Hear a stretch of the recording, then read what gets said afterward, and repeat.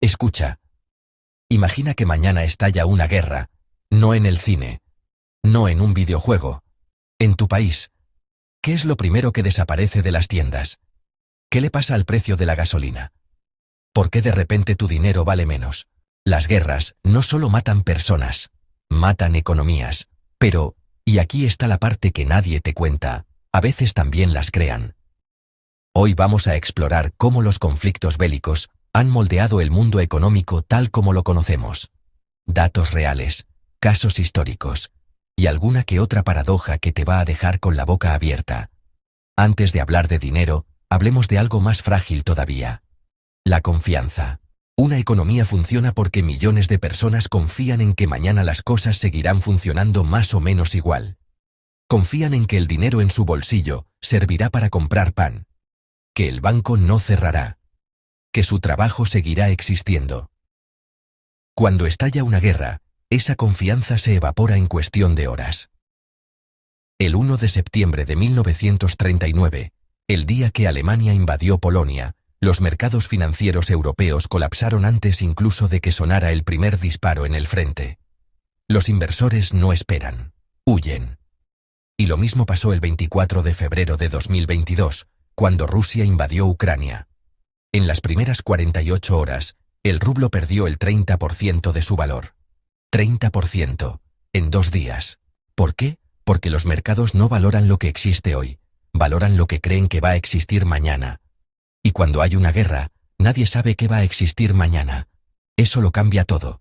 La inflación se dispara, el crédito se paraliza, y los gobiernos tienen que tomar decisiones brutales en tiempo récord. Aquí viene la primera paradoja.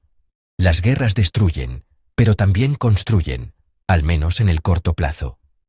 Para financiar una guerra, los gobiernos hacen algo que en tiempos de paz se consideraría una locura: gastar cantidades obscenas de dinero en muy poco tiempo. Durante la Segunda Guerra Mundial, Estados Unidos pasó de tener el 15% de desempleo en 1940, plena Gran Depresión, a prácticamente cero en 1944. ¿Por qué? Porque el país entero se convirtió en una fábrica de guerra. General Motors dejó de fabricar coches, Ford dejó de fabricar coches. Ambas empezaron a fabricar tanques, jeeps y bombarderos. Literalmente, de un día para otro. Eso generó empleo masivo, sobre todo para las mujeres, que por primera vez en la historia entraron masivamente al mercado laboral industrial. No por ideología, por necesidad. Pero, y este es el truco, ese crecimiento era artificial. Estaba financiado con deuda pública masiva. Al terminar la guerra, alguien tenía que pagar la factura. En 1945, la deuda de Estados Unidos era el 119% de su PIB. Para que te hagas una idea, eso es más de lo que deben hoy España, Italia o Grecia, países que consideramos que tienen un problema de deuda serio. Cuando un país está en guerra, necesita dinero ya, mucho dinero. Y rápido. ¿Qué hacen los gobiernos cuando no tienen suficiente? 3 opciones: subir impuestos, endeudarse o imprimir dinero. Normalmente hacen las 3 a la vez. Imprimir dinero tiene una consecuencia directa: la inflación. Hay más billetes persiguiendo la misma cantidad de productos, así que los precios suben. El caso más extremo de la historia lo vivió Alemania en 1923, justo después de la Primera Guerra Mundial. El país tuvo que pagar reparaciones de guerra brutales. No tenía con qué. Empezó a imprimir marcos, y siguió imprimiendo. ¿Cuánto llegó a subir la inflación? En noviembre de 1923, los precios se duplicaban cada 2 días. En su punto álgido, un kilo de pan costaba 200.000 millones de marcos. La gente quemaba billetes para calentarse, porque el papel moneda ya valía menos que la madera. Esa hiperinflación destruyó la clase media alemana. Y ese empobrecimiento masivo, esa humillación económica, fue uno de los caldos de cultivo que permitieron el ascenso de Hitler una década después. La economía no es solo números, es historia, es política, es, en último término, la razón por la que las guerras empiezan o terminan. Vivimos en el mundo más interconectado de la historia. Un chip fabricado en Taiwán va al iPhone que se ensambla en China con materiales extraídos en el Congo y se vende en una tienda de Madrid. Si falla uno solo de esos eslabones, la cadena entera se rompe. Las guerras rompen cadenas de suministro, y cuando eso pasa, los efectos se sienten a miles de kilómetros del frente.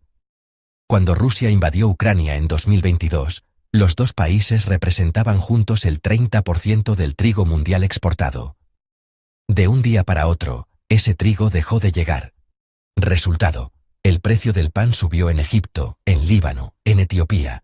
Países que no tienen nada que ver con la guerra, pero que dependen de ese grano. Y el petróleo, claro. Siempre el petróleo. En 1973, los países árabes decretaron un embargo de petróleo contra Occidente, por apoyar a Israel en la guerra del Yom Kippur. El precio del crudo se cuadruplicó en semanas. Las colas en las gasolineras de Estados Unidos eran de kilómetros. Los gobiernos europeos prohibieron conducir los domingos. Un conflicto en Oriente Medio metió en recesión a todo el mundo desarrollado.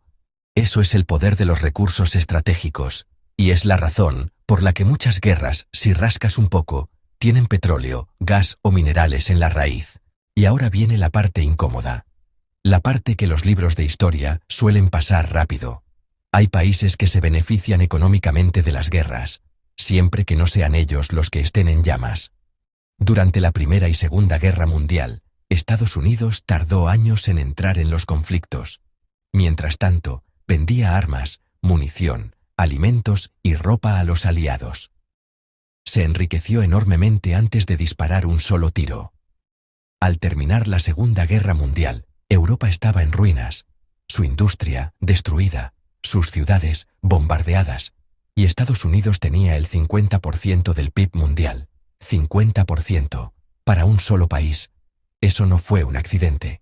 Fue, en parte, la consecuencia de estar lejos del frente y tener los recursos para abastecer a medio mundo. Hoy, la industria armamentística global mueve $2,2 billones al año. Lockheed Martin, Raytheon, BAE Systems. Cuando hay un conflicto en algún rincón del mundo, las acciones de estas empresas suben. No es una teoría de la conspiración. Es una dinámica económica. Alguien fabrica las armas, alguien las compra, y ese alguien, mientras otros pierden, gana. ¿Significa eso que las guerras son buenas para la economía global? Rotundamente no. Los estudios económicos son claros. Los conflictos armados destruyen más riqueza de la que generan, a escala global. Pero no todos los actores están en el mismo lado de esa ecuación. Joseph Schumpeter, uno de los economistas más influyentes del siglo XX, habló de un concepto que suena duro, pero que describe algo real: la destrucción creativa. La idea es que a veces, para que algo nuevo y mejor pueda nacer, lo viejo tiene que desaparecer.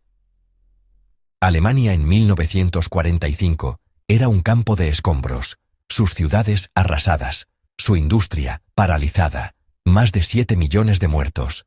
Y sin embargo, 20 años después, Alemania Occidental era la economía más potente de Europa. ¿Cómo? Primero, el Plan Marshall. Estados Unidos inyectó $13.000 millones en Europa para su reconstrucción. No solo por generosidad, por estrategia. Una Europa rica y estable era el mejor escudo contra el comunismo. Segundo, y esto es clave, Alemania tuvo que reconstruirlo todo desde cero, y lo hizo con tecnología moderna, plantas industriales nuevas, infraestructuras de última generación. Mientras que Gran Bretaña, que no fue invadida, seguía con fábricas del siglo XIX. El mismo fenómeno ocurrió en Japón. En 1945, 2 bombas atómicas. En 1970, segunda economía del mundo. Eso no significa que las guerras sean buenas.